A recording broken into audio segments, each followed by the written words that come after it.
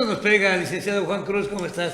Bienvenido, Hola, buen día. ¿cómo está? Muy buenos días, Oye, ¿qué buenos tanto días. nos pega esta decisión gubernamental cuando, bueno, se habla de un 22%, pero en la zona fronteriza?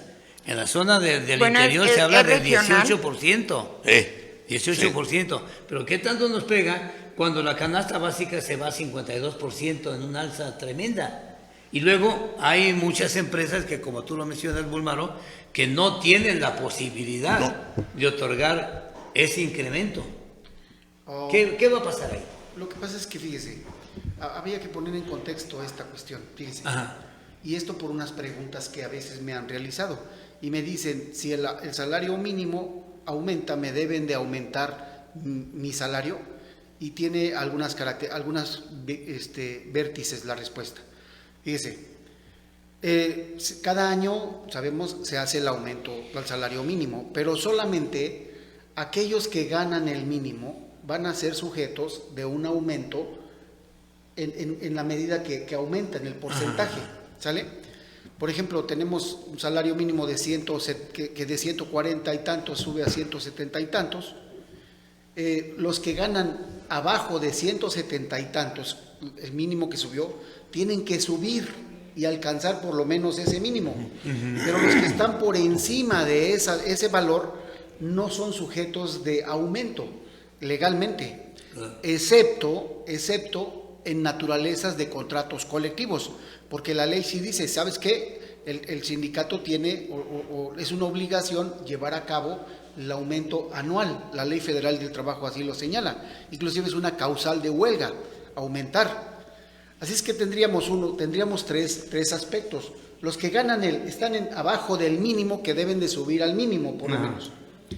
Los que están por encima del mínimo, que no son sujetos de contratación colectiva, o sea, no tienen sindicatos, a los que no van a obtener aumento. Y los que independientemente de que estén arriba y en el nivel que sea, van a ser sujetos de aumento. Pero la pregunta es, ¿debería de ser el aumento en naturaleza colectiva sobre la base del porcentaje que se aumentó? No necesariamente. Así es que puede ser de 1, 2, 3, cada quien se va acomodando como puede. Por eso es una negociación en ese sentido. Lo que sí es cierto es que el espíritu que se tutela es el que viene de la Constitución y de la ley, en el sentido de que el salario mínimo debe ser suficiente para satisfacer las necesidades básicas de una familia. Claro. Y entonces, aun cuando tenemos un aumento en este momento que es alto, no se cumple la premisa constitucional de la necesidad básica, precisamente porque usted lo acaba de decir. O sea, la canasta básica es alta, pues el salario debería de satisfacerla, pero no lo hace. Esa es una característica. Ahora, en cuanto a la cuestión del salario, ha habido muchos problemas, fíjese. Es un relajo, fíjese. Recuerde que los trabajadores jubilados del ISSSTE, por ejemplo, recibían pensiones en función y se las tasaban al salario mínimo. Recuerde que la Corte estableció un criterio que resolvió que no se van a pagar a salario mínimo, que es el que ocasionó, como en febrero, todo un revoltijo, hay unas inconformidades. Y dice que debe ser sobre UMAS, y la UMA anda abajo de los 90 pesos. Entonces, ahora, con el salario mínimo, con todo el aumento que señala, lo parten en diversos segmentos.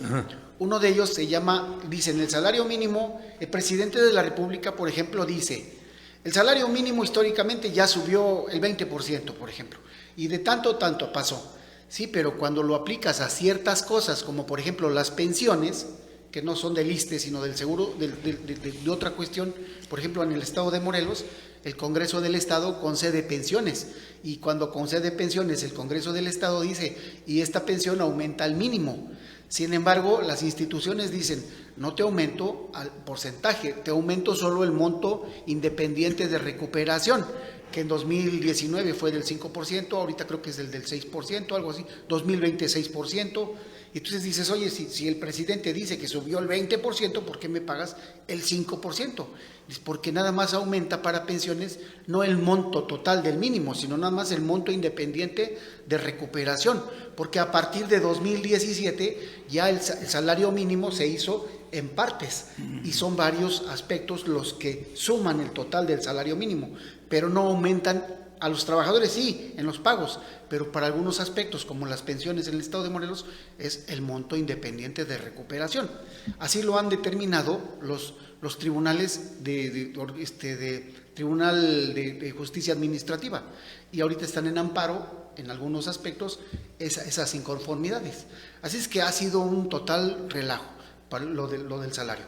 Pero la premisa principal es la consigna constitucional, suficiente para satisfacer las necesidades básicas de la familia. No se logra. No se logra, queda muy abajo. Vaya tema que pues a veces nos deja más confundidos. Sí, ¿no? Incluso de lo que dice el doctor, tiene que ser suficiente para una familia. Y cuando hablamos de familia, también la pregunta es, ¿de cuántos?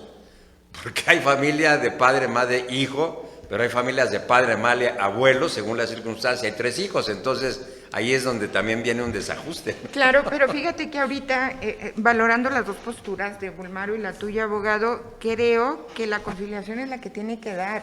Bulmaro está diciendo, no nos pueden subir el porcentaje del salario mínimo que marca la ley, pero llegamos a una negociación para que el empresario no cierre, pero además que los trabajadores no pierdan el trabajo.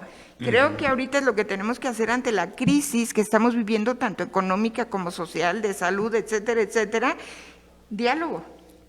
Es decir, ustedes les dan más el ejemplo que a los diputados. En el caso nuestro, como líderes, bueno, yo como aprendiz, conservar el equilibrio entre el patrón, entre el patrón y el trabajador. Claro. Ahora, con la llegada de López Obrador a la presidencia de la República, fue 2 veces el 15% y es el 22%, porque también es cierto, los salarios mínimos estuvieron rezagados y perdimos un promedio de un 70% del poder adquisitivo.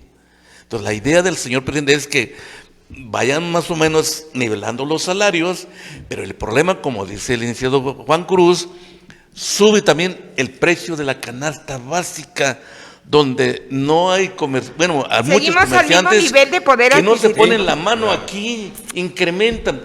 Ahorita lo estamos viendo, todo ya subió. Y lo que van a aumentar en enero, pues ya se desvaneció con el salario que está programado para el año que viene. Sí, es la misma gata, pero revolcada. Solo, mire, en la cuestión práctica, generalmente el empresario lo que ve es, oye, si ahorita pago mi nómina, por ejemplo, de esto, ¿cuánto en el aumento voy a pagar anual?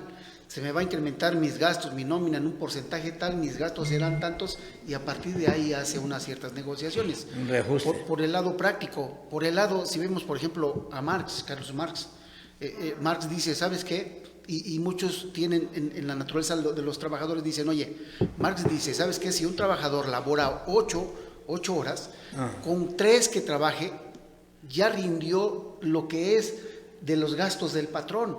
Lo que excede es lo que él llama la plusvalía, y dice, por eso peleamos, porque queremos una parte. Nosotros con 3 horas, los trabajadores, ya quedó satisfecho el pago, el gasto del patrón. Hay una diferencia de 5 horas, y esa es ganancia para el patrón, y es lo que le llama la plusvalía, y dice, queremos una parte de esas 5 horas. Por eso pelean ellos esa naturaleza bajo el sistema marxista, así muy simple, ¿no? Porque es muy difícil entender. Muy difícil, bueno, pero muy difícil también de aplicar aquí, Juan. Vamos a sentarnos a la mesa de negociación y ahí te hablamos la próxima semana. Claro que ¿Dale? sí. Vamos al corte. Vamos al último corte, regresamos enseguida. Esto es En Serio Noticias. Gracias. Vamos a una pausa.